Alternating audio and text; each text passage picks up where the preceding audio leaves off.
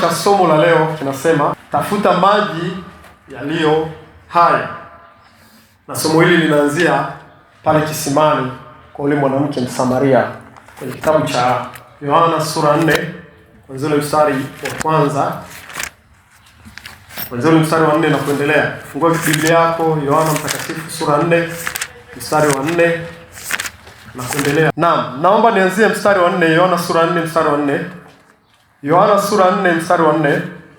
Alafu nitasoma hadi pale katika kile kitabu katika ule mstari wa 14. Yohana sura 4 kuanzia mstari wa 4 hadi wa 14. Sikiliza hii habari kwa makini sana. Naye alikuwa anabudi kupita katikati ya Samaria. Huyu ni Yesu Kristo. Basi akafika kunako mji wa Samaria uitwao Sikari. Anasema Sikari, sio sukari, Sikari, karibu na lile shamba ambalo Yakobo alimpa Yusufu mwanawe. Anarejea habari katika Agano la Kale. Na hapo palikuwa na kisima cha Yakobo. Basi Yesu, kwa sababu amechoka kwa safari yake, akaketi vivi hivi kisimani. Unajua kila kitu ambacho Yesu alikuwa anakifanya kilikuwa kina makusudi. Kwa alikuwa anatembea, yuko na wanafunzi wake, akawa amechoka na safari, lakini kuna mahali alifika akapumzika. Ilikuwa ni kisimani. Angeweza kupumzika mahali pengine, lakini alipumzika kisimani. Kwa nini alipumzika kisimani? Leo tutaenda kuona sababu ilikuwa ni nini. Nirudie mstari wa 6. Na hapo palikuwa na kisima cha Yakobo. Basi Yesu, kwa sababu amechoka kwa safari yake, akaketi vivi hivi kisimani. Nayo ilikuwa yapata saa 6. Saa 6. Sasa hivi tunakaribia saa 6, si ni kweli? Na yenyewe ilikuwa ni hivyo hivyo. Akaja mwanamke Msamaria kuteka maji. Yesu akamwambia, nipe maji ninywe, kwa maana wanafunzi wake wamekwenda mjini kununua chakula. Basi yule mwanamke Msamaria akamwambia, imekuwaje wewe Myahudi kutaka maji kwangu, mimi mwanamke Msamaria? Maana Wayahudi hawachangamani na Wasamaria, imewekwa kwenye mabano. Mstari wa 10. Yesu akajibu akamwambia, kama ungalijua karama ya Mungu, naye ni nani akuambiaye nipe maji ninywe, ungalimuomba yeye, naye angalikupa maji yaliyo hai. Pigia mstari. Naye angalikupa maji yaliyo hai. Yule mwanamke akamwambia, Bwana, huna kitu cha kutekea na kisima ni kirefu. Basi umeyapata wapi hayo maji yaliyo hai? Je, wewe mkubwa kuliko baba yetu Yakobo aliyetupa kisima hiki, naye mwenyewe akanywa maji yake na wanawe pia na wanyama wake? Yesu akajibu akamwambia, kila anywe maji haya ataona kiu tena, walakini yeyote atakayekunywa maji yale nitakayompa mimi hataona kiu milele, bali yale maji nitakayompa yatakuwa ndani yake chemichemi ya maji yakibubujikia uzima milele. Tuishie kwanza hapo. Kristo ametoka kuhubiri, alafu akawa anatembea na katiza Samaria. Galilaya na Uyahudi zilikuwa ni miji iliyopishana mbali, lakini ili utoke Galilaya uende Uyahudi ilikuwa ni lazima upite mahali panapoitwa Samaria. Na Samaria ulikuwa ni nchi ambao wanaishi watu ambao ni mchanganyiko, manake ni watu wa mataifa lakini wanafuata desturi za Wayahudi. Na walikuwa Samaria hao. Historia yao inaanzia kipindi ambacho Israeli walipelekwa Ashuru, na ile nchi kabaki haina watu. Wale Waashuru waliokuwepo kule wakaletwa huku Israeli ili kukaa katika ile ardhi ambayo Waisraeli walitolewa. Sasa wale watu ambao waliletwa na kuwekwa katika ile ardhi ambayo Waisraeli walitolewa ndio wakaitwa Wasamaria. Na walipokuwepo kule wakaanza kuliwa na simba kawa wengi katika ile nchi. Na sababu ya kuanza kuliwa na simba ni kwa sababu walikuwa hawajui kawaida ya nchi. Ukikaa katika nchi ambayo imebarikiwa, alafu kienda nje na sheria za baraka za ile nchi, utapata hasara, utapata laana. Na vile vile ukienda katika nchi hilo laaniwa, ukaishi pale, na vile vile laana itakupata. Kwa hiyo sasa wale mataifa wamechukuliwa, wakaletwa katika ile nchi ya Israeli, wakakaa pale Israeli, wakawa hawajui desturi za ile nchi, kwamba wanaoishi pale lazima wamche Mungu wa Israeli. Wakawa wanaishi wanavyotaka. Simba akatokea kuanza kuwala. Baadaye wakaenda kuuliza ni nini shida. Akatumwa kuhani mmoja akawaambia, akawafundishe hao watu wa mataifa walioingia Israeli desturi za nchi. Kwa hiyo wakaanza kujifunza sheria za Musa na Torati za Musa na jinsi ya kuishi katika ile ardhi inaitwa Samaria. Bwana asifiwe sana. Wakiwa pale wakaongezeka, asili yao ni mataifa lakini wanaishi kwa desturi za Wayahudi. Ikaendelea hivyo mpaka kipindi ambacho Kristo amekuja. Kukaa kuna makundi mawili, wa Samaria na Waisraeli, Wayahudi. Wayahudi walikuwa wanaishi kulingana na sheria za Musa na walikuwa ni uzao wa Yakobo. Lakini hawa hawakuwa uzao wa Yakobo, lakini walikuwa wanafuata desturi za Musa. Sasa huyu mwanamke ni mmoja wapo wa Samaria. Na anajua kabisa Wayahudi na Samaria wachangamani, kwa sababu Wayahudi wenyewe ni uzao wa Yakobo na sisi uzao wa Yakobo, lakini sisi tunafuata sheria pia za Yakobo. Sasa kulikuwa kuna kisima pale Samaria ambacho Yakobo alimpa mwanae.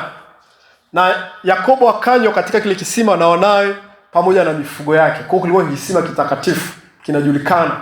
Visima vile vilikuwa vinachimbwa zamani. Sasa Kristo alijua hichi kisima kinajulikana kwa sifa fulani na watu fulani. Kwa hiyo alikuwa anajua ni sehemu ambapo kulikuwa kama vile kiekalu, sehemu takatifu ambapo watu wanafika, na maji ya pale kwa yanajulikana ni maji masafi, maji matakatifu. Bwana Yesu asifiwe sana. Kwa anayekunywa pale kwa anaonekana ni mtu ambaye kwa namna moja nyingine anapata hali fulani ya uponyaji. Alijua hilo. Kwa Kristo akatembea akasema nitabaki hapa. Kuna mtu anamsubiria. Kwa wakiwa wamekaa pale, wanafunzi wakaondoka wote 10 wakaenda mjini, kwa sababu kulikuwa ni karibia na mji wa Samaria. Wakaenda kutafuta chakula. Kristo akawa amechoka, ameketi pale. Lakini uchovu wa Yesu sio kama uchovu wa watu wengine. Yeye hakuchoka kwamba amechoka miguu hizi kwenda. Wao walikuwa wamezimia kwamba chakula kimesha mwilini, na kwa hivyo ingawa wanafunzi walitafsiri hivyo kwamba alikuwa amechoka kwa sababu anakuwa na njaa. Na Kristo akawa ameketi pale kisimani. Alikuwa shaona kuna mtu atakuja. Wakati ameketi pale kisimani, ghafla akamwona mwanamke anakuja na mtungi wake kuja kuteka maji. Yule mwanamke akamwona Yesu ameketi pale kisimani. Alafu akawa anataka kuchota kuteka maji. Kristo akamwambia, naomba maji ninywe. Yule mwanamke akashangaa, inakuwaje huyu Myahudi anaongea na mimi? Ni kitu ambacho wazungu wanasema unusual, maana yake ni kitu ambacho sio cha kawaida. Wale kuongea, unajua kuna jamii sasa hivi waga zichangamani, si ndio? Ukienda katika taifa la India, ukitoka wewe huku ukienda India, hauwezi kuchangamana na wale watu. Wewe hata ufanyaje hauwezi kuoa Muhindi wala, yani haiwezekani. Ni jambo gumu, hata wenyewe kwa wenyewe tu wanabaguana. Sasa hawabaguani kwa itikadi za kirangi, wanabaguana kwa itikadi za kiimani. Yani dini yao ndio inayotenganisha wao na wengine. Kwa hiyo hawakubagui kwa sababu wewe ni jamii fulani, wanabagua kwa sababu wewe sio imani yao. Bwana Yesu asifiwe sana. Kwa Wayahudi na wenyewe walikuwa wanabagua watu wa Samaria kwa sababu sio imani yao. Ingawa wanafuata desturi yao lakini sio za imani yao. Huyu mwanamke alijua, akashangaa, vipi Myahudi anaongea na mimi? Kuna kitu gani kimetokea hapa? Bwana Yesu asifiwe sana. Akamwambia, nipe maji ninywe. Naomba tuendelee pale kidogo, nirudie pale kidogo ile ile habari. Nitarudia pale. Na hapo mstari wa 6, na hapo palikuwa na kisima cha Yakobo. Basi Yesu kwa sababu amechoka kwa safari yake akaketi hivi kisimani. Nitakwambia kwa nini alichoka, utakuja kuona hapo mbele. Nayo ilikuwa yapata saa 6, akaja mwanamke Msamaria kuteka maji. Yesu akamwambia, nipe maji ninywe, kwa maana wanafunzi wamekwenda mjini kununua chakula. Basi yule mwanamke Msamaria akamwambia, imekuwaje wewe Myahudi kutaka maji kwangu mimi mwanamke Msamaria? Maana Wayahudi hawachangamani na Wasamaria. Yesu akajibu akamwambia, kama ungalijua karama ya Mungu, jambo la kwanza, kama ungalijua karama ya Mungu ni ipi, naye ni nani akuambiaye nipe maji ninywe? Yaani anajizungumzia yeye. Yaani ungelijua mimi ni nani naye kuambia nipe maji ninywe. Anaendelea kusema, ungali muomba yeye angalikupa maji yaliyo hai. Mwanamke akashangaa, mtu ananiambia kitu gani? Anaongea Kiswahili gani? Yaani yeye ni nani hata aniambie kwamba kama ningemjua ningemuomba yeye maji? Yeye ni nani labda mpaka anaanza kujinyanyua namna hiyo? Alafu ananiambia kwamba atanipa maji. Maji gani? Angalia sasa alichosema pale. Mstari ule wa 11. Yule mwanamke akamwambia, Bwana, huna kitu cha kutekea na kisima ni kirefu. Kisima ni kirefu, huna kitu cha kutekea. Basi umeyapata wapi hayo maji yaliyo hai? Je, wewe mkubwa kuliko baba yetu Yakobo aliyetupa kisima hiki?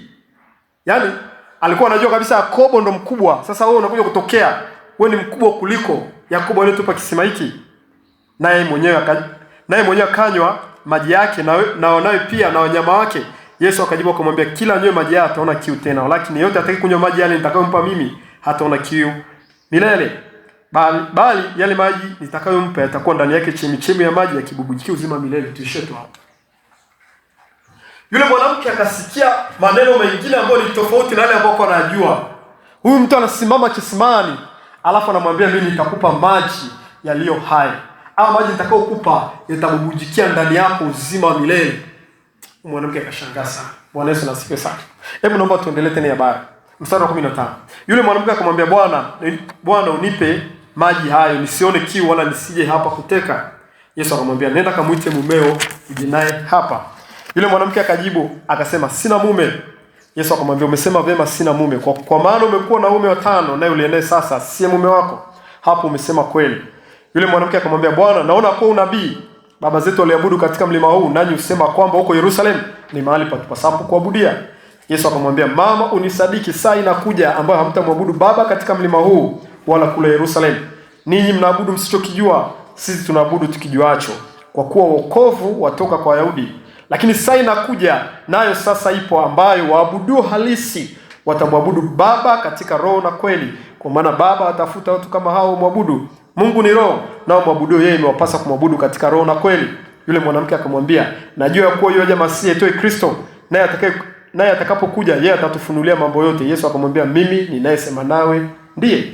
Mara hiyo wakaja wanafunzi wake wakastaajabu kwa sababu alikuwa akisema na mwanamke. Lakini hakuna aliyesema, unatafuta nini? Au mbona unasema naye?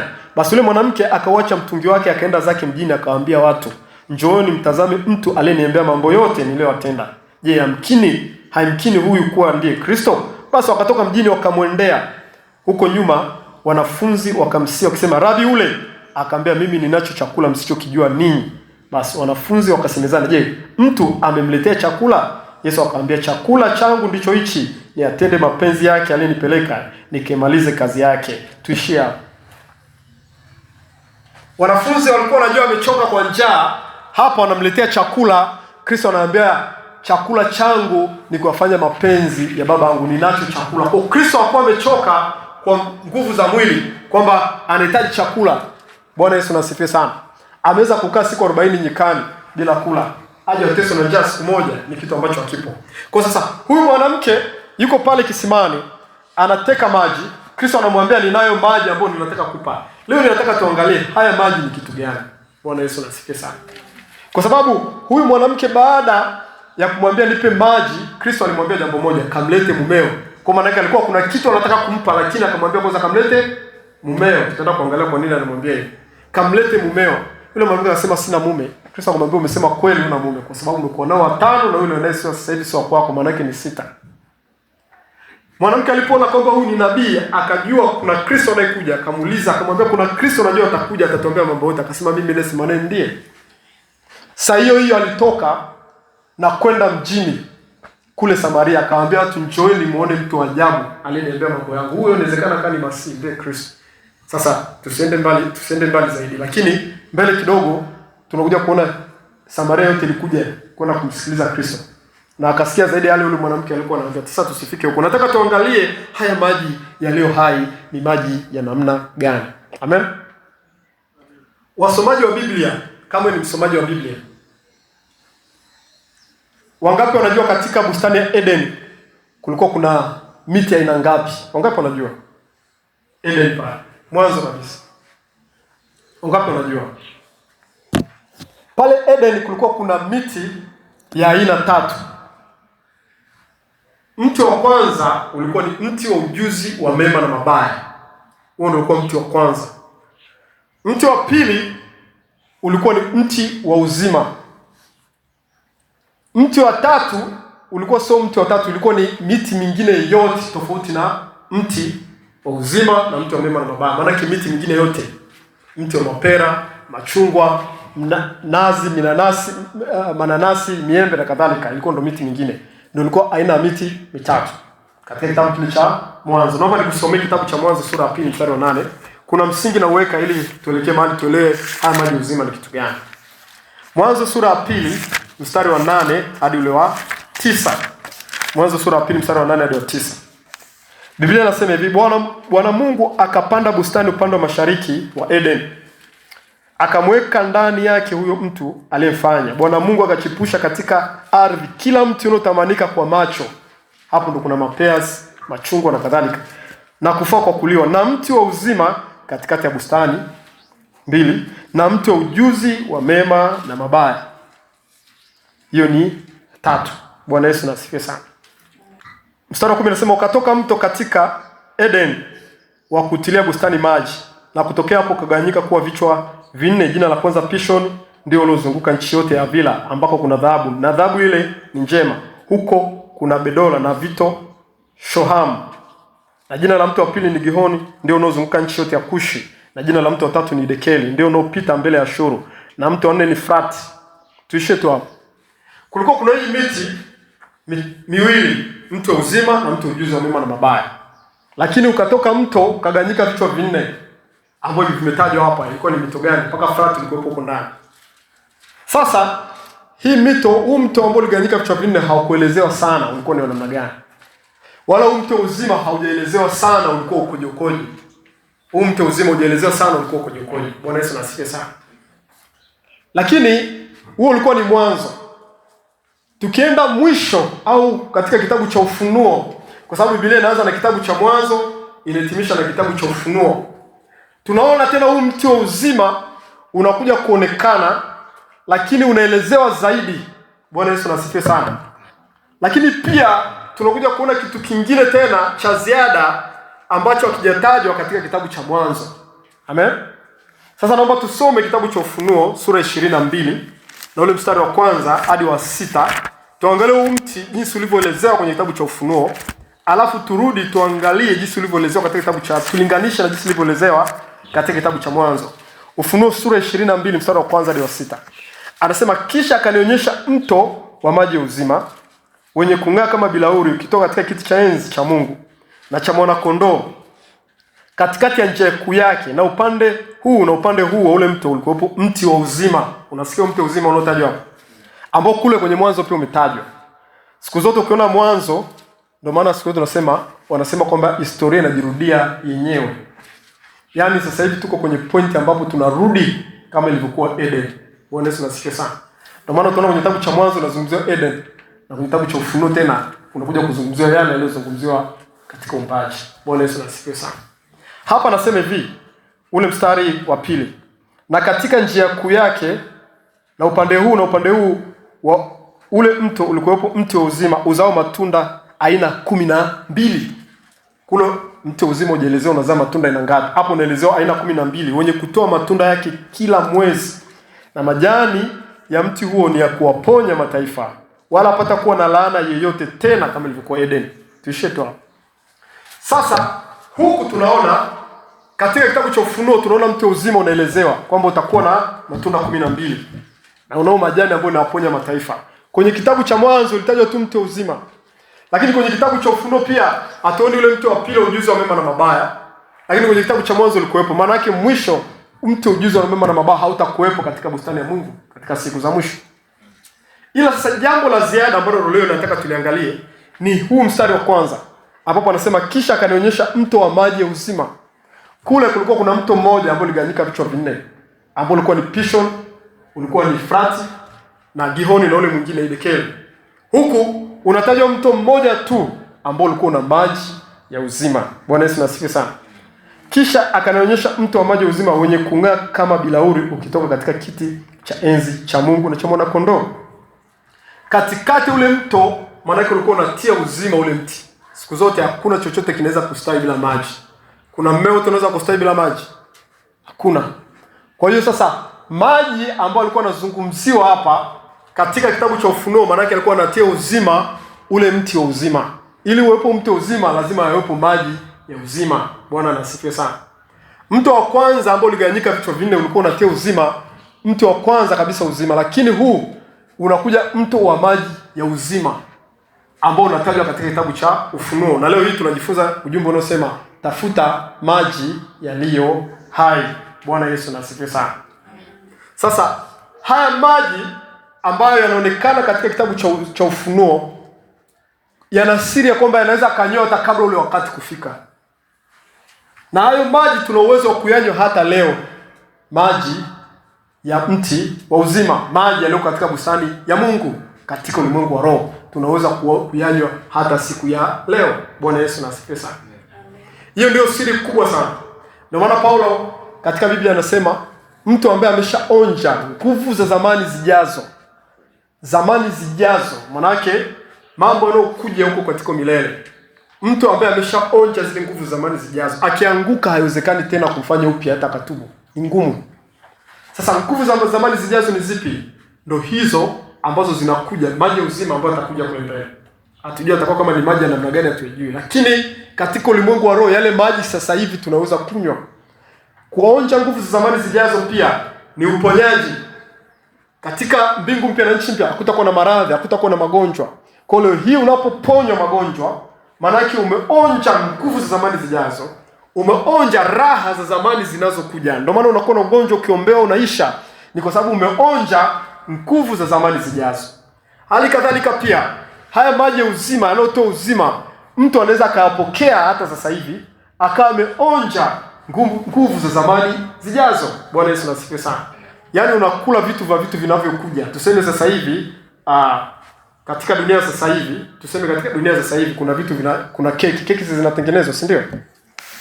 Hizi keki ambazo zinatengenezwa sasa hivi zinauzwa katika hizi bakery au katika maduka fulani. Hazikuwepo kipindi cha Kristo duniani, si ndio? Lakini tengeneza picha, kunatokea maarifa ambayo yanasababisha hizi keki zinarudi nyuma past. Alafu wakina Petro wanazionja hizi keki tunazokula leo. Ushaona hicho kitu? Au kuna watu baadhi wanaonja vitu ambavyo sisi leo tunavishiriki vitamu, au soda labda inarudi zamani hizo. Na ndicho sasa hivi tulichoko sasa hivi, kuna watu duniani wanaonja nguvu za zamani zijazo. Yaani raha ya zamani zijazo inarudishwa kabla wakati na watu wanapokea. Kwa hiyo zamani zinazokuja ndio maana zinaitwa zamani. Manake kuna vitu vizuri ikiwemo maji ya uzima. Sasa kuna uwezekano watu wakaonja yale maji katika wakati kama huu. Bwana Yesu asifiwe sana. Labda utauliza kwa namna gani? Ni kwa namna gani? Bwana Yesu asifiwe sana. Labda utauliza kwa namna gani? Naomba tufungue kitabu cha Ufunuo sura hiyo 21. Hapo turudi nyuma kidogo. 21 mstari wa 6. Anasema hivi, 21 mstari wa 6. Akaniambia, imekwisha kuwa, mimi ni Alfa na Omega, mwanzo na mwisho.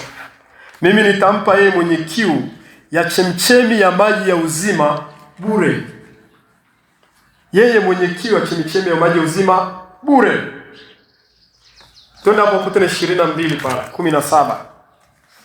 Ufunuo 22:17. Anasema hivi, na roho na bibi harusi wasema njoo.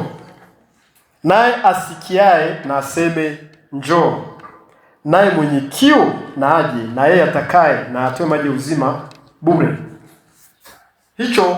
Haya maneno sio wakati ambao unakuja, ni wakati wa leo. Anasema mwenye kiu na aje na atoe maji ya uzima bure. Sasa haya maji kwa nini nakwambia leo hii tunahitaji, na ni special sana. Sifa ya maji siku zote ni kukata kiu. Kama umetoka huko umetembea, kitu cha kwanza ukiletewa chakula hapa na maji, cha kwanza utakachokimbilia ni maji. Hata kama una njaa kiasi gani, lakini kiu inatangulia kwanza kukatwa kabla kitu kingine chochote. Na anasema hivi, mtu anaweza akakata siku 30 bila chakula asife, lakini akikaa siku 7 bila maji anakufa. Kwa sababu sehemu kubwa ya mwili wa mwanadamu ni maji. Na mtu anapoteza maji sana katika kupumua, wala hata sio kutoa jasho, wala hata sio kwenda katika haja. Katika kupumua, unapopumua maji mengi yanapotea. Hicho ndicho kinachowaua watu wengi wanapokosa maji. Kwa sababu unapotoa ni mvuke unaotoa puani na mdomoni. Sasa maji unapokunywa katika mwili wako, unaupa mwili wako uzima. Ndio maana wanakuambia maji ni uhai. Mahali ambapo hapana maji hapawezi kuishi, huwezi kuishi. Unaweza ukaishi bila umeme, unaweza ukaishi kwa chakula kidogo, lakini mahali ambapo hakuna maji hapana maisha, hapana uhai, hapana uzima. Ndio maana jangwani kule watu hawezi kuishi. Kwa sababu gani? Kuna maji. Sasa maji yana sifa nyingi, lakini sifa yake kubwa ni kukata kiu. Na mwanadamu kitu kinachomtesa duniani ni kiu. kiu ya kufanya mambo mazuri, hiyo ni kiu. Lakini pia kiu ya kufanya mambo mabaya. Hizo ni kiu mbili ambazo wanadamu, yaani hauwezi ukakosa hiyo kiu. Kuna watu wanamtamani sana Mungu. Wako watu wanaomtamani Mungu, inaitwa kiu njema. Ya kumtamani Mungu kweli kweli. Kuna watu wanatamani kusikia sauti ya Mungu. Kuna watu wanatamani kutembea katika mapenzi ya Mungu. Yamkini hata leo hiyo unatamani hivyo. Kuna watu wanatamani kupanda viwango vya kumjua Mungu katika viwango vikubwa. Yamkini na leo hii upo katika hilo kundi. Kuna watu wanatamani Mungu aseme nao au awatokee. Kuna watu wanatamani kuifanya kazi ya Mungu na kumtumikia Mungu. Hiyo ni kiu. Bwana Yesu na asifiwe sana. Lakini pia kuna watu wana kiu na dhambi. Unje kusikia mtu anakuambia nini? Yaani anajizuia kweli kweli kutokunywa pombe. Anakuambia nasikia kiu ya kwenda kunywa pombe, nasikia kiu ya kuvuta sigara. Sasa sigara hawezi kuinywa kama maji. Lakini ile kiu ya kwenda kuvuta sigara inamjia. Hawezi kukaa siku 2-3 hajavuta. Hawezi kukaa siku 2-3 hajatafuta kitu fulani cha kujenga, cha kuchochea mwili wake. Hawezi kukaa wiki, mwezi bila kufanya washerati, anasikia kiu. Inakuja kiu ndani yake, yaani hawezi kabisa. Na sio kwamba anafanya makusudi, inakuja yenyewe tu. Hawezi kukaa bila kusengenya, haiwezekani. Yaani kuna kiu inakuja ndani yake, yaani kuna kitu kinamsukuma, lazima akae kwanza, apige kwanza kikao, amzungumzie mtu fulani. Ni kiu. Bwana Yesu nasifiwe sana. Ni kiu. Hawezi kukaa bila kuangalia TV. Yaani hawezi kukaa bila kuangalia TV, hawezi kukaa bila kuangalia tamthilia fulani. Yaani ndani yake kuna kiu inakuja. Yaani sengine anasema sitaki, lakini anajikuta tu inakuja. Hiyo inaitwa kiu. Bwana Yesu nasifiwe sana. Hawezi kukaa bila kwenda kuzurura, kufanya vitu vya ajabu. Yaani ndani yake kuna kiu inampeleka kufanya hayo mambo. Hiyo inaitwa kiu. Bwana Yesu nasifiwe sana. Na huyu mtu anaweza kaa na kiu kufanya dhambi, lakini bado tena ana kiu ya kumtafuta Mungu. Yaani ana kiu ijapokuwa yuko katika mambo mabaya, lakini ana kiu ya kumtafuta Mungu, ana kiu ya kumtamani Mungu, ana kiu. Ndani yake ana kiu, yaani hawezi kuelezea, yaani hawezi kuelezea mtu akamuelewa. Anapambana kweli. Hilo ni tatizo ambalo Kristo aliona. Na hapo kwenye kitabu cha Ufunuo anasema hivi, na roho na bibi harusi wasema njoo.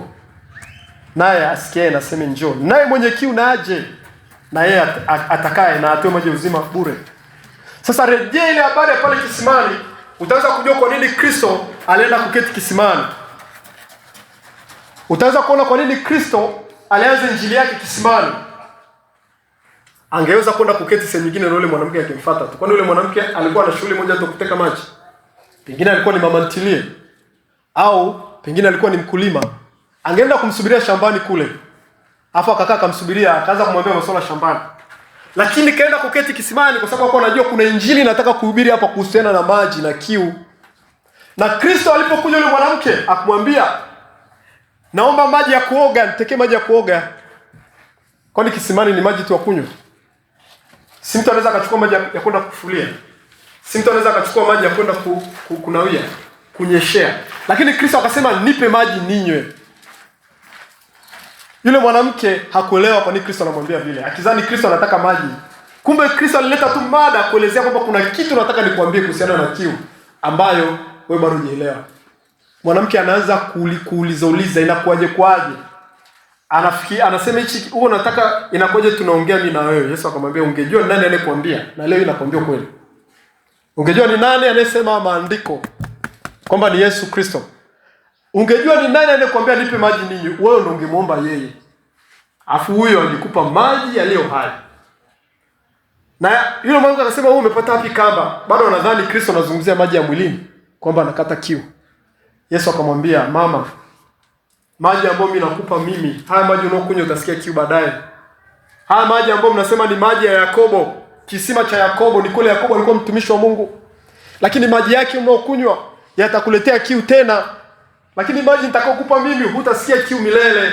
Hutasikia kiu ya uzinzi, hutasikia kiu ya bangi, hutasikia kiu ya usengenyaji, hutasikia kiu ya kuiba, hutasikia kiu ya kuua, hutasikia kiu ya chuki, hutasikia kiu hata kumtafuta Mungu. Utakuwa umeshiba ndani yako, utapata maji ambayo yani utakuwa ndani yako kuna bubujika uzima. Bwana nasifiwe sana. Amen. Mwanamke akafurahi akasema, naomba maji leo ninywe. Naomba maji leo ninywe. Yakini na wewe unayo kiu, na leo unasema, Kristo, naomba hayo maji ninywe ili kiu ikatike ndani yako. Kristo akamwambia, chukua haya maji. Akamwambia, chukua haya maji leo nimekupa, chukua. Alimwambia kitu kimoja tu, kamuite mume wako. Kamuite nani? Mume wako. Kristo sio kwamba alikuwa ajui kwamba yule hana mume, lakini kuna kitu alikuwa anataka kukifanya pale. Akamwambia, kamlete mume wako. Yule mwanamke akajiangalia maisha yake. Maana yake akaanza kujiexamine, akaanza kujipima, akaanza kujipeleleza. Mimi ni mtu wa namna gani? Kristo ananiambia nikamlete mume. Ni kweli kuna mtu naishi naye nyumbani kwangu, lakini yule sio mume wangu. Yule sio mume wangu. Nimekuwa na wa kwanza nikaachana naye, wa pili nikaachana naye, wa tatu nikaachana naye, wa nne nikaachana naye, wa tano nikaachana naye, na yule ene sasa hivi ni wa sita nipo naye, bado sijaachana naye. Lakini hatujafunga ndoa, tunaishi pamoja. Siwezi nikasema ni mume wangu. Akamwambia Kristo, mimi sina mume. Yesu akamwambia, sasa hapo umesema kweli. Umesema kweli kwamba sina mume kwa sababu umekuwa nao watano. Na ule one sasa hivi sio wako wako, maana yake ni mume mtu mwingine umemchukua. Hapo umesema kweli. Yule mwanamke alipoona Kristo amemwambia mambo maisha yake, akaanza kuhisi huyu atakuwa ndo Masihi. Akaanza kuhisi huyu atakuwa ni Masihi. Sasa hiyo wanafunzi wakaja wakamkuta anaongea na yule mwanamke. Wakaanza kuwa na hisia zao pengine, akasema, Kristo amekuaje tena? Pengine anatafuta mke. Mbona anaongea na huyu mwanamke Msamaria? Nini kimetokea hapa? Yule mwanamke alipoona sasa mambo yamekuwa makubwa, akaacha mtungi pale, akakimbia mjini akamwambia, "Twendeni mkamwone mtu aliyeniambia mambo yangu." Yule mwanamke akaenda huko mjini akahubiria watu, wa Samaria wakaja wengi pale. Sasa hataki kwenda huko. Nataka tuangalie vigezo vya huyu mtu vya kupewa yale maji. Kristo aliona nini?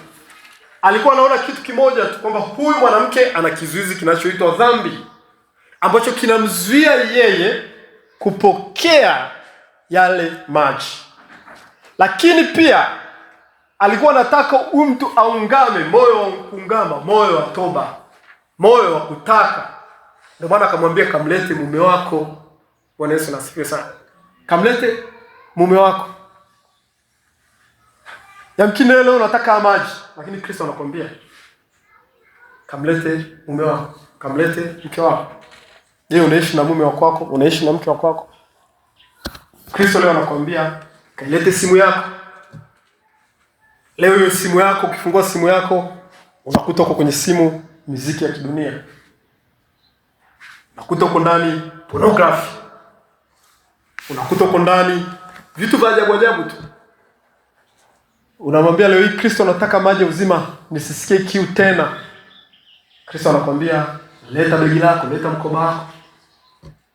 Ndani ya mkoba wako huko kuna vitu vya ajabu ajabu umeviweka huko. Kuna vitu vya ajabu ajabu. Kuna vitu ambavyo havieleweki vipo huko. Anakuambia leta. Kinachotakiwa ni nini sasa?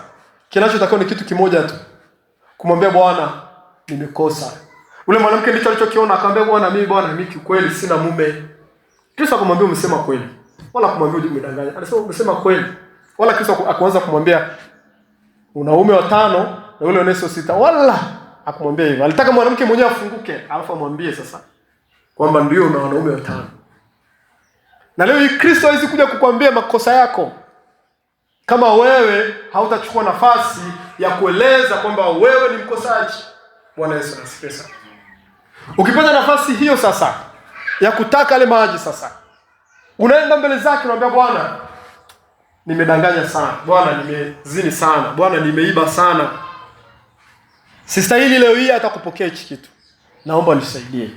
Ndicho mwanamke alichokifanya. Bwana Yesu asifiwe sana.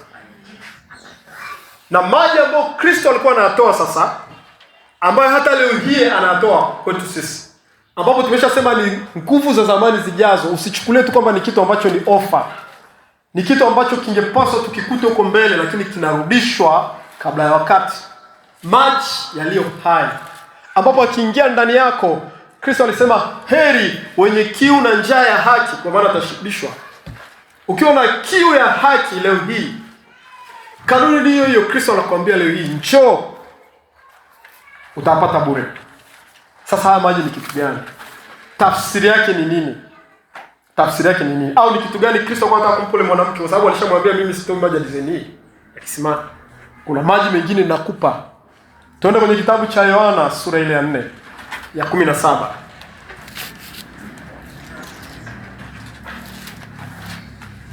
Yohana sura 7, sio 17. Yohana sura 7 mstari wa 37. Tutakuwa na ujumbe mrefu, lakini najua kuna kitu utakipokea siku ya leo. Yohana sura 7 na ule mstari wa 37 hadi ule mstari wa 39. Yohana sura 7 mstari wa 37 hadi ule wa 39. Huu ni Yesu anasema hivi: hata siku ya mwisho, siku ile kubwa ya sikukuu, Yesu akasimama akapaza sauti yake akisema. Yaani hapo kulikuwa kuna sikukuu iko hapo juu. Kulikuwa kuna sikukuu. Baada ile sikukuu ya Pasaka kuisha, Yesu akasimama akapaza sauti yake mbele ya watu wengi, mbele ya makutano. Yaani moja wapo andiko ambalo liliwahi kunishangaza pia lile hapa. Yaani hakuna mahali ambapo Kristo alisimama tu akapaza sauti bila kuwa na kuweka tu darasa. Kulikuwa hamna. Yaani Kristo alikuwa ni mwalimu, alikuwa kazi yake ni anaweka watu wanafundisha. Mara chache sana Kristo angeweza kusimama, akasimama barabarani akapaza sauti. Huwezi mkuta Kristo akifanya hivyo. Mara chache sana. Lakini hapa alisimama hata ile siku ya mwisho, siku kubwa, sikukuu, Yesu akasimama akapaza sauti yake akisema, "Mtu." Hebu sema neno mtu. Basi shia hapo. Mtu maana yake haijalishi ni wa kike, wa kiume, mrefu, mfupi, mlemavu, mzima. Anasema mtu akiona kiu na aje kwangu anywe. Mtu akiona nini? Kiu na aje kwangu. Kumbuka azungumzie kiu hapo, tayari alishakutana na yule mwanamke kwenye Yohana sura 4. Ashakutana na yule mwanamke akamwambia hivyo. Hapa tayari kwenye sura 7 ni mbele anakuja kuambia sasa watu wote. Mtu akiona kiu na aje kwangu anywe, aniaminie mimi, kama vile maandiko yalivyonena, mito ya maji yaliyo hai tatoka ndani yake. Mito ya maji yaliyo hai tatoka ndani yake.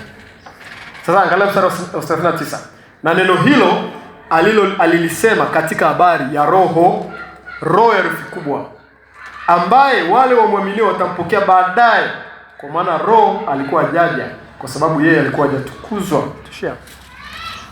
Kwa yale maji aliyekuwa anasema, alikuwa anazungumzia habari ya Roho Mtakatifu. Akamwambia yeyote, akumzuia mtu yote, aliye na kiu aje kwangu anywe. Na Biblia inasema anazungumzia habari ya Roho ambaye wale wanaomwamini watampokea baadaye. Kwa yule mwanamke alikuwa anaambiwa habari ya Roho Mtakatifu, kwamba atakapompokea Roho Mtakatifu ndo maji ambayo Kristo anatoa, hayo yatamfanya asione kiu milele. Bwana Yesu na asifiwe sana. Jina la Yesu libarikiwe sana. Amen. Na maji haya yanaanzia wapi? Kwa kusikia maneno ya Kristo. Ndio maana kwenye kitabu cha Ufunuo sura ile ya kwanza Biblia inasema kwanza mstari wa 10 na kuendelea. Biblia inasema hivi: wakati Yohana alipopelekwa Patmo, kwa sababu alienda kule kwa ajili ya ushuhuda neno la Mungu. Alipokuwa kwenye kile kisiwa cha Patmo, kilikuwa kina nyoka na nge tu na mijusi. Kipo mpaka leo kinaitwa hivyo Patmo, kisiwa cha Patmo, kiko huko Ugiriki. Akiwa kule, ghafla akasikia sauti ya mtu anasema na yeye akiwa kutoka nyuma. Yule mtu ambaye alikuwa anasema naye alikuwa na macho, akageuka akamwona. Alikuwa na macho kama, alafu miguu yake kama shaba iliyosuguliwa sana. Alafu alikuwa amevaa kama kanzu nyeupe na kufungiwa mshipi wa dhahabu hapa matitini. Kwa hiyo yule alikuwa ni Yesu Kristo. Lakini kuna neno alikuwa anasema pale, anasema sauti yake ilikuwa kama sauti ya maji mengi. Sauti yake ilikuwa kama sauti ya maji mengi. Bwana Yesu nasifiwe sana. Niliwahi kujiuliza kwa nini sauti ya Kristo ni sauti ya maji mengi. Niko najiuliza sana. Kwa nini sauti ya maji mengi? sio sauti ya ngurumo, sio sauti ya jambo fulani, sauti ya maji mengi. Manake maneno ya Kristo ni maji yaliyo hai, yaliyojaa roho. Kwenye kitabu cha Yohana sura 6 anasema maneno anayoambia ni roho tena ni uzima. Kwa maneno ya Kristo anapotoka, mtu anapoyapokea, anapokea roho ndani yake ambayo ni maji. Yale maji yakiingia ndani yake yanaenda namaliza kiu yote. Na maneno hayo ni kweli na ni uzima, wala hata sio uongo. Kwa hiyo kitu tu pekee ambacho watu wamekosa au Wakristo wengi tumekosa ni maji ndani yetu. Ndio maana kiu kinatutesa, ndio maana kiu kinatusumbua, ndio maana kiu kinatuumiza, na pia kiu kinaua. Ukikaa bila kunywa maji unakufa. Watu wengi washakufa kiroho kwa sababu wamekosa maji. Na Kristo anakuambia nitakapokupa maji, sio tu baadaye utakuja kuomba kiu, utaenda tena kuomba maji nikupe. Ndani yako kutatoka chemchemi. Yaani maana yake unapewa maji na chemchemi ndani yako. Yaani unapewa maji na chemchemi ndani yako. Yaani sasa hivi nikuombe maji alafu nalipa maji kwenye kikombe, baadaye nitakuomba tena. Lakini ukitengenezwa mfumo kwamba kuna bomba linatoka ndani, utasikia kiu tena. Kwa Kristo na yeye akimpa mtu ile maji uzima, anaweka na chemchemi ndani yake. Ndio maana anasema hapa, kama maandiko yanavyosema, chemchemi za maji uzima zitatoka ndani yake, alafu zinabubujikia uzima, sio mauti. Bwana Yesu nasifiwe sana. Nataka nikupe haya maandiko ili uweze kuona haya maji ni ya namna gani. Tumalize kitabu cha Isaya. Tumalize kitabu kile cha Isaya sura ile ya 55 na mstari wa kwanza hadi wa pili. Sasa sura 55 mstari wa kwanza hadi wa pili. Isaya sura 55 mstari wa kwanza hadi wa pili. Maandiko yanasema hivi: haya, kila aonaye kiu, kila ambaye anaona kiu, njooni majini. Kila anayeona kiu, njooni majini. Naye asiye na fedha, labda tuuliza haya maji yanauzwa kwa pesa. Anasema naye asiye na fedha, njooni nunueni mle. Naam, njooni nunueni divai na maziwa bila fedha, bila thamani. Kwani kutoa fedha kwa ajili ya kitu ambacho si chakula, na mapato yenu kwa kitu kisichoshibisha? Tuishie tu hapa. Anasema kila aonaye kiu, njoo majini. Naye asiye na fedha, njooni nunueni mle. Yoyote ambaye ana kiu, kama una kiu, nenda majini kwa Yesu Kristo. Yeye ndiye anaotoa maji uzima. Bila fedha. Gharama yako tu ni wewe kutubu na kuungama na kusema hakika mimi ni mwenye dhambi. Hapo utakuwa umeshapata tiketi ya wewe kununua yale maji ya uzima. Bwana Yesu asifiwe sana. Huo ndio ujumbe ambao nataka leo tuende nao. Tutaenda kuomba hapo muda mrefu. Maombi ambayo tunaenda kuomba ni ujazo wa Roho Mtakatifu. Hayo ndio maji ambayo ukinywa leo utasikia kiu tena. Utasikia kiu tena. Maisha ya dhambi utatamani. Nikupe tofauti ya mtu aliyeokoka kweli aliyekunywa maji na mtu ambaye hajaokoka ambaye ana kiu. Nikupe tofauti yake. Ngoja leo nikupe tofauti yake. Mtu aliyeokoka kweli ambaye amekunywa maji, akitazamwa na mtu ambaye yuko katikati, anaonekana anaishi maisha ya shida. Anaonekana anaishi maisha ya kujizuia. Anaonekana anaishi maisha ya taabu. Bwana Yesu asifiwe sana. Ukikaa sasa hivi na kumwangalia yule ngamia anayetembea jangwani umbali mrefu, wewe utatafsiri kwamba ngamia anateseka, kwa sababu wewe ukikaa kwenye ile jangwa dakika 2 kiu kinakuja. Lakini ngamia ile nundu yake pale juu, ile ndio ile imekaa pale juu imechongoka namna hii. Ile pale inahifadhi maji na chakula cha muda mrefu. Kwa hiyo jangwani kwa ngamia ni sehemu ambapo anajiona kama vile amejifunika kwa blanketi, sehemu ya baridi. Yeye anapita bila shida, lakini wewe unamwona anapita kwa shida.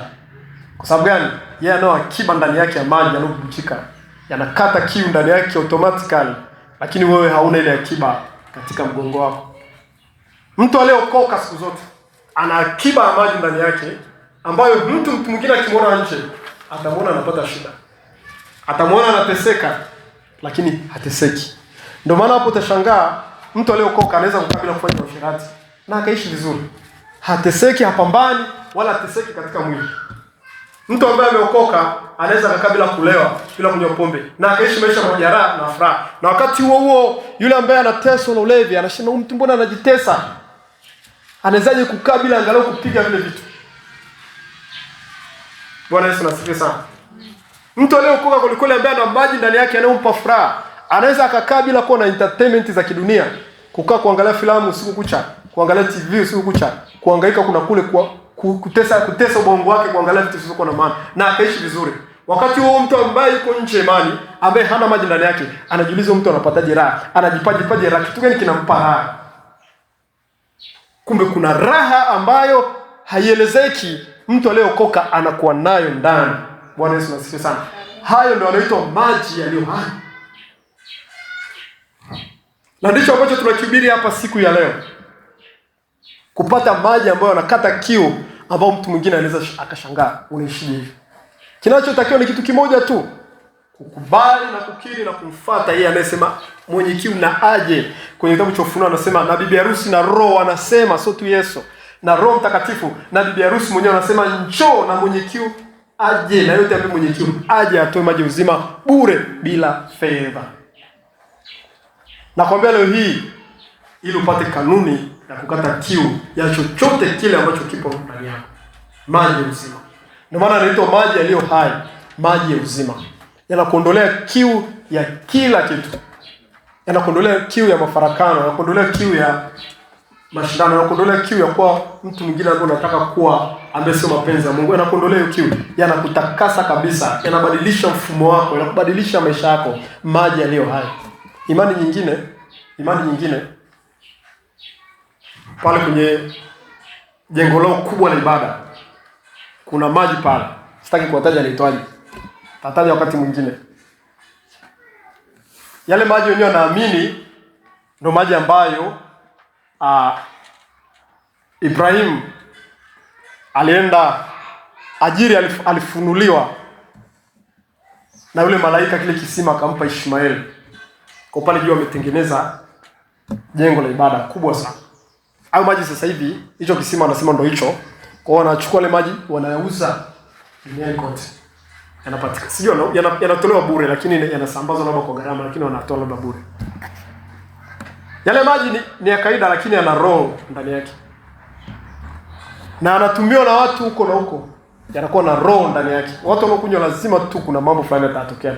Hatuna muda kuzungumzia maji hapa. Wanajua kabisa kwamba kuna kitu katika maji. Na hapa Yesu alijua, huyu anasema kisima cha Yakobo, au wengine wanasema kisima cha Ibrahim, ambacho cha malaika ambaye alimuonyesha Ajiri. Wanatumia maji yake. Kristo naye akajua hapo kuna kisima cha Yakobo. Ameketi pale, mwanamke wa Samaria anakuja akamwambia kuna maji mengine na kuambia mimi, maji yaliyo hai. Ndio hayo tunayohubiri siku ya leo. Yanapatikana bila bure kabisa, bila gharama, bila thamani yoyote. Ni wewe tu kutoa na kuenda. Bwana Yesu asifiwe sana. Kwa tunapoenda sasa kuomba leo, hii, tunaenda kuomba maombi ya kujazwa, kupokea haya maji ya uzima. Usianze kujifikiria mimi kweli nastahili. Hata mwanamke Msamaria, kulikuwa kuna Wayahudi wengi Kristo akwenda kwao.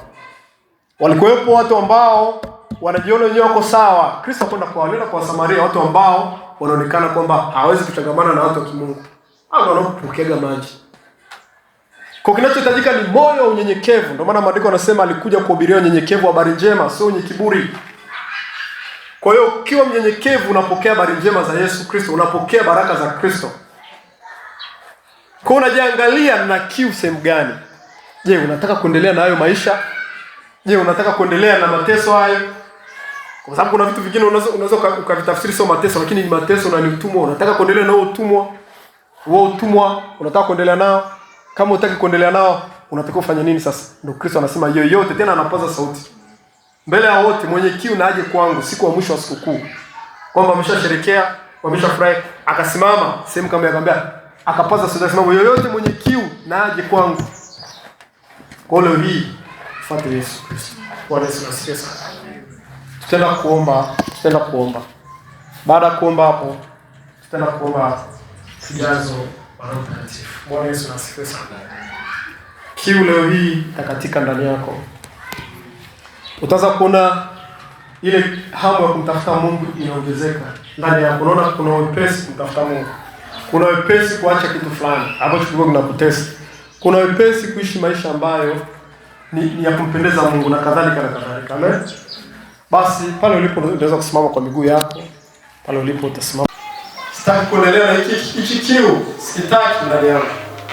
Nataka kiu hii ile iliyo katika. Na Bwana alivia ndio kupata kiu.